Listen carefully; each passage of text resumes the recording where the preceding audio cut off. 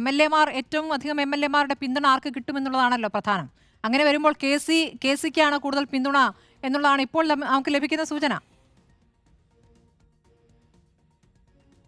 അല്ല, അത് ആ സമയമാകുമ്പോൾ നമുക്ക് ആ സമയമാകുമ്പോൾ പാർട്ടി MLA-മാരോട് ചോദിച്ചിട്ടല്ലേ പറയാൻ പറ്റുള്ളൂ. അത് അവർക്ക് നേതൃത്വത്തിനല്ലേ അറിയത്തുള്ളൂ.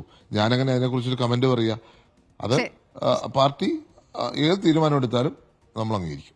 ശരി, എന്തായാലും 100 സീറ്റുകൾ എന്നുള്ള കാര്യം ഉറപ്പിക്കണം. ഒറ്റ കാര്യം കൂടി ചാണ്ടി ഉമ്മൻ, ഇപ്പതാ ഇന്ന് ഈ ചൂരൽമല മുണ്ടക്കൈ ദുരന്തബാധിതർക്ക് ലീഗ് നൽകിയ വീടുകൾ ഇന്ന് കൈമാറുന്ന ദിവസമാണ്.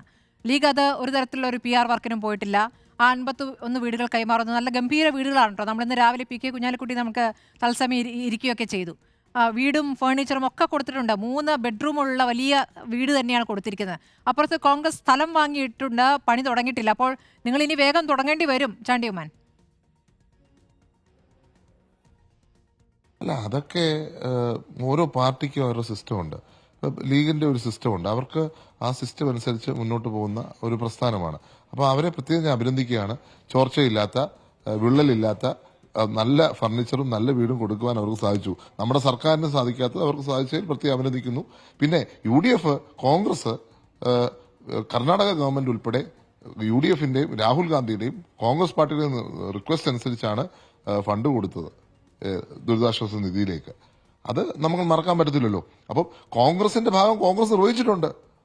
ഇനി കോൺഗ്രസിന്റെ സ്പെസിഫിക് ആയിട്ട് ചെയ്യേണ്ട കാര്യം അത് ചെയ്യും.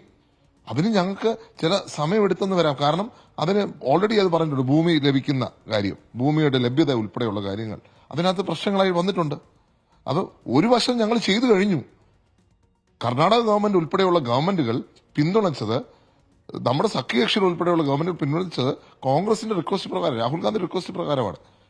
അങ്ങനെ കരുതലെടുത്ത പാർട്ടിയാണ് കോൺഗ്രസ് പാർട്ടി. പിന്നെ അടുത്ത വശം എന്നുള്ളത് ഞങ്ങൾ നിർമ്മിച്ചു കൊടുക്കാന്നുള്ള വീട് അത് ഞങ്ങൾ നിർമ്മിച്ചു കൊടുക്കും, യാതൊരു സംശയവും വേണ്ട. അതിനകത്ത് തെറ്റിദ്ധാരണയാണ്. അതിന് ഞങ്ങള് ചില പ്രശ്നങ്ങൾ അതിനകത്ത് നേരിട്ടിട്ടുണ്ട്. ഇല്ലാന്ന് ഞാൻ പറയത്തില്ല. ഇപ്പം ഞാൻ ഒരു 50 വീട് ചെയ്യാൻ പുറപ്പെട്ടു. ചെയ്യാൻ ഉദ്ദേശിച്ചത് 1 വർഷത്തിനുള്ളില്ല. പക്ഷെ പൂർത്തിയായി വന്നപ്പം 2-2.5 വർഷം എടുത്തു. ഇപ്പോഴും കുറച്ച് 5 വീടുകൾ കൂടി ബാക്കിയുണ്ട്. ഇപ്പൊ നിങ്ങൾ വിചാരിക്കുന്ന പോലെ എല്ലാം പെർഫെക്റ്റ് ആയിട്ട് നടക്കുക എളുപ്പമല്ല. കാരണം പ്രാക്ടിക്കലായിട്ട് വരുമ്പോൾ തിയറട്ടിക്കലായിട്ട് പറയാം നിന്ന സമയത്ത് തീർക്കണം. പക്ഷെ പ്രാക്ടിക്കലായിട്ട് വരുമ്പോൾ സമയമെടുക്കും. അതിൻ്റെതായ പ്രോബ്ലംസ് വരും. അതിനകത്ത് എന്റെ കാര്യത്തിൽ കോൺട്രാക്ടർക്ക് പ്രശ്നങ്ങളുണ്ടായിരുന്നു. അങ്ങനെ ഓരോ കാര്യങ്ങളാണ്.